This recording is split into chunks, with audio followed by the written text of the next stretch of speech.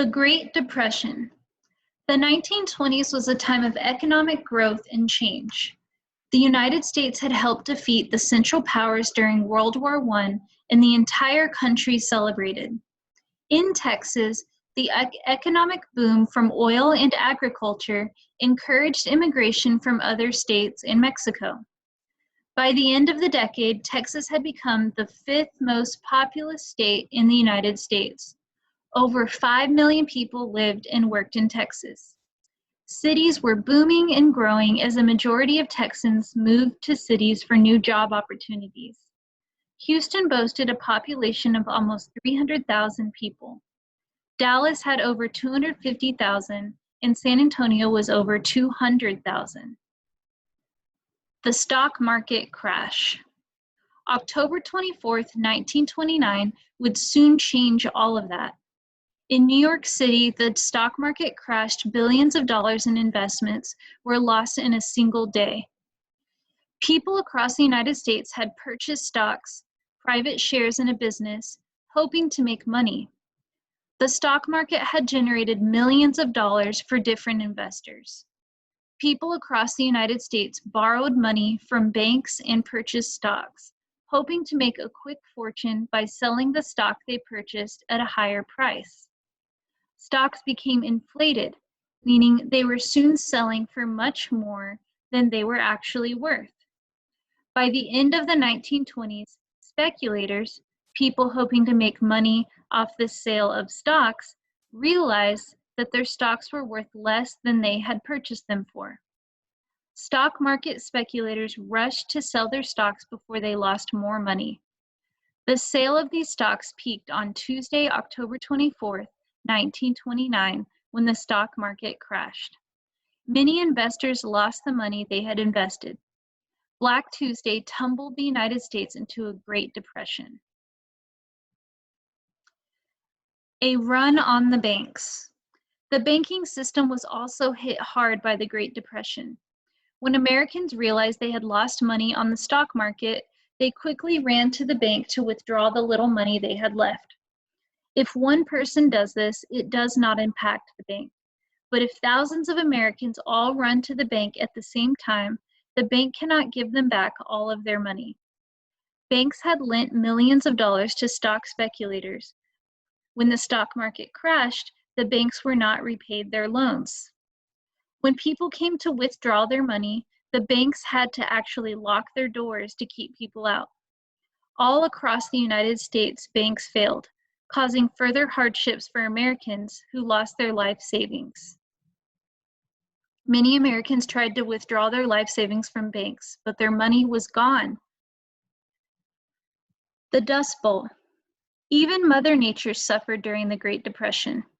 During the 1920s, farmers plowed under the grasslands of the Great Prairie to grow wheat and other crops. These farms disrupted the topsoil in the Great Prairie. The prairie grasses had deep roots and held the soil in place.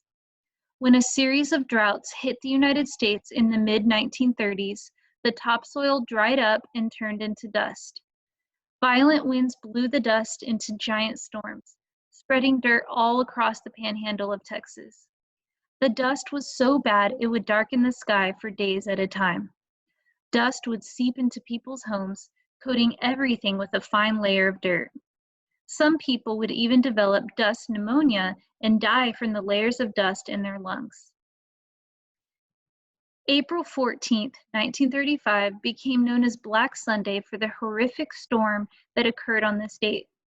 Thick black dust blew across the Texas Panhandle, traveling more than 60 miles per hour.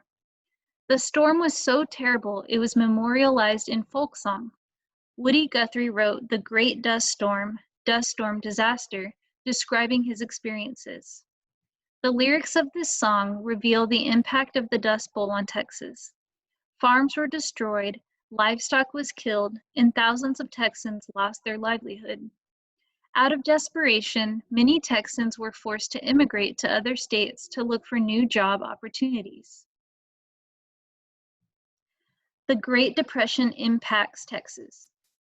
At first, the stock market crash in New York City seemed very far away, But the impact of the Great Depression soon spread across the United States and into Texas. Unemployment rose across Texas, hitting farmers and businessmen alike. Thousands of Texans grew increasingly desperate as they lost their life savings, their jobs, and their homes. Hungry people begged for food on the street and in soup kitchens. The Great Depression lasted for a decade, from 1929 to 1939. During this time period, life in Texas changed drastically. President Herbert Hoover, a Republican, received much of the blame for the Great Depression in Texas. They believed his economic policies and slow reaction to the Depression was the reason they were suffering. People forced to live in streets or in ramshackle houses described their homes as Hoovervilles to mock the president. In response, the Democratic Party promised a New Deal for the forgotten man and nominated Franklin D. Roosevelt from New York as president and John Nance, Cactus Jack, Garner from Texas as vice president. 88% of Texas voted for Roosevelt and Garner, including a large percentage of African American voters. The New Deal.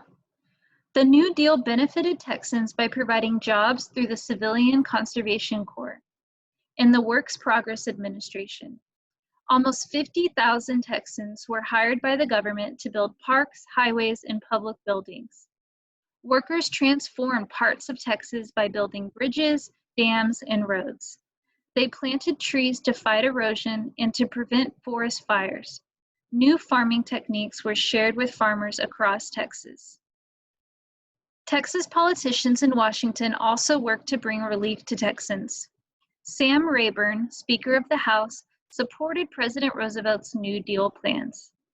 In addition to helping pass several laws in support of the working poor, Rayburn helped pass the Rural Electrification Act, bringing electricity to rural parts of Texas. The New Deal helped Texans, but it wasn't enough to end the Great Depression. It would take a war to do that. When the United States joined World War II in 1941, the economy received the boost it needed. War-related industries and increased demand for oil and military facilities spread throughout the state provided the economic boost needed to end the Great Depression in Texas.